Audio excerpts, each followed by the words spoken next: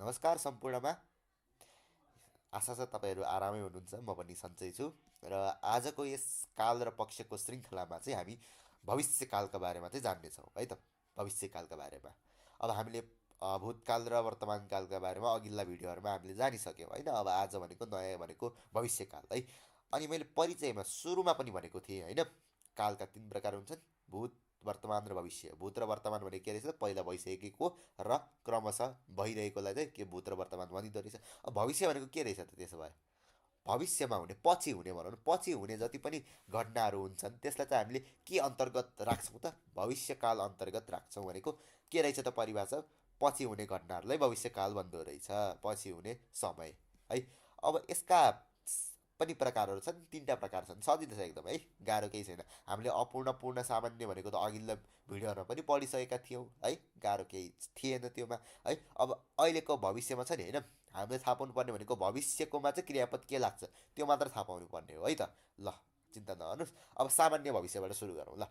उदाहरण हामी भविष्यकालको हेरौँ, त्यो भनेको आफै सामान्य भविष्य हुन्छ कि। अब सामान्य भविष्यमा चाहिँ के क्रिया आउँछ त्यो पहिला थाहा पाऊँ। म खाना खानेछु भनेको भविष्यमा गर्ने काम हो नि त। म खाना खानेछु है, म खाना खानेछु, म विद्यालय जानेछु, ऊ विद्यालय जानेछ है। यस्तो नेछ, नेछ लाग्यो भने चाहिँ के हुन्छ त? भविष्यकाल हुँदो रहेछ। हुनेछ, खानेछ, गर्नेछ, पढ्नेछ, गाउनेछ, यी सबै। अनि यो छ छ मात्र हुँदैन, छ जति पनि हुनसक्छ।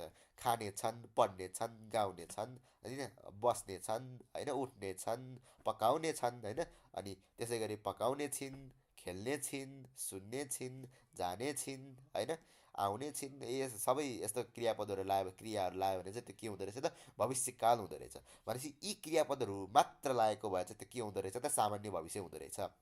म गाना सुन्नेछु है, तिमी कहाँ जानेछौ? अब प्रश्नमा पनि आयो एउटा होइन।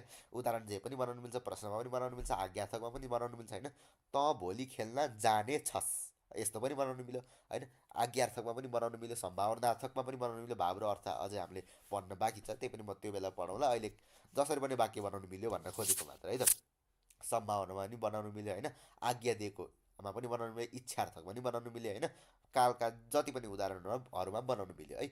म भोलि खाना खानेछु, यी के भयो त? के को उदाहरणहरू भयो त? सामान्य भविष्यकालको उदाहरण हुनुभयो। भनेपछि के रहेछ त? भविष्यकालको क्रियापद नेछ, नेछ, नेछ चाहिँ जोडिन्छ है अन्तिममा।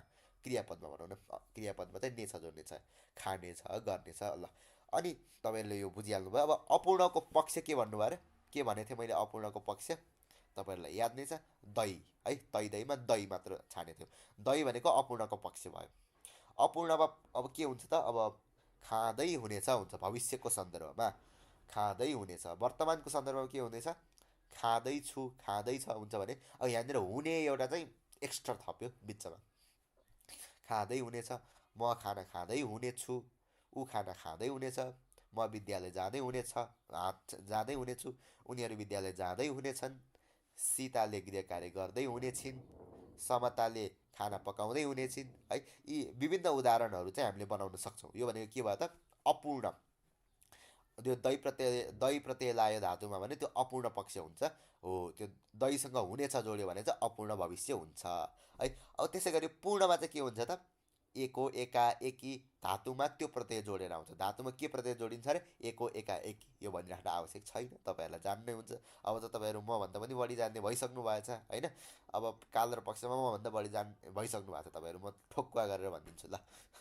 अब एको एकाएकी जोडियो भनेछौँ होइन। अब एको एकाएकीसँग भविष्यकालको क्रियापद जोड्नु पऱ्यो, त्यो भयो भने के हुन्छ त? पूर्ण भविष्य हुन्छ। तपाईँहरू आफै उदाहरण सिर्जना गर्नुहोस् त, सक्नु भइहाल्छ होइन। जस्तै म एउटा भनिदिन्छु नि त ल। मैले खाना खाएको हुनेछु भनेको भविष्यमा खाएको हुनेछु, खाएको भविष्यमा हुनेछु होइन त। भविष्यमा हुन्छ नि त होइन। भविष्यमा खाएको हुनेछु भनेपछि भविष्यमा अपूर्ण त्यो क्रिया गर्दै हुनेछ भने त्यसलाई जनाउनको लागि त के प्रयोग गर्छ अरे? अपूर्ण भविष्य हुन्छ है। मैले खाना खाएको हुनेछु, मैले काम गर्दै हुनेछु है। भनेपछि यो त अपूर्ण भयो, मैले पूर्णको भन्दैछु। मैले खाना खाएको हुनेछु, मैले काम गरेको हुनेछु है। बिचमा केही मिस्टेक भयो होला, पूर्णको भन्ने होला उदाहरण त्यहाँदेखि तपाईँले बुझिहाल्नुहुन्छ। के रहेछ त? पूर्ण पक्षमा धातुमा एको एकाएकी जोड्ने, अनि भविष्य जोड्यो भने हुनेछ भयो होइन। अब पूर्ण भविष्यको उदाहरण बनाउनुहोस् त। मैले खाना खाएको हुनेछु। अब यो कति यस्तै उदाहरण बनाउनु होइन, तर नि सजिलो छ, त्यस्तै उदाहरण बनाइदिउँदा होइन। ल ठिक छ, तपाईँलाई म एउटा सानो गृह कार्य दिन्छु है त। युट्युबमा चाहिँ के कमेन्ट गर्नु भन्दाखेरि चाहिँ सामान्य भविष्य, अनि अपूर्ण भविष्य, अनि पूर्ण भविष्यको चाहिँ मात्र एकवटा, दुईवटा पर्दैन। तपाईँले इच्छा गर्नुहुन्छ भने दुईवटा बनायो भने चाहिँ म एकदम खुसी हुनेछु होइन। नभए एउटा चाहिँ कमेन्ट चाहिँ गरिदिनु है त। कसरी एउटा वाक्य बनाएर चाहिँ पठाइदिनु है त कमेन्टमा चाहिँ। हस् त, आजलाई यति। अब अरू अरू भिडियोहरूमा चाहिँ अब काल र पक्ष हामीले सकायौँ होइन। अब अन्य भिडियोहरूमा यस्तै व्याकरणका विविध विषयहरू लिएर हामी उपस्थित भइरहनेछौँ, प्रस्तुत गर्ने नै छौँ।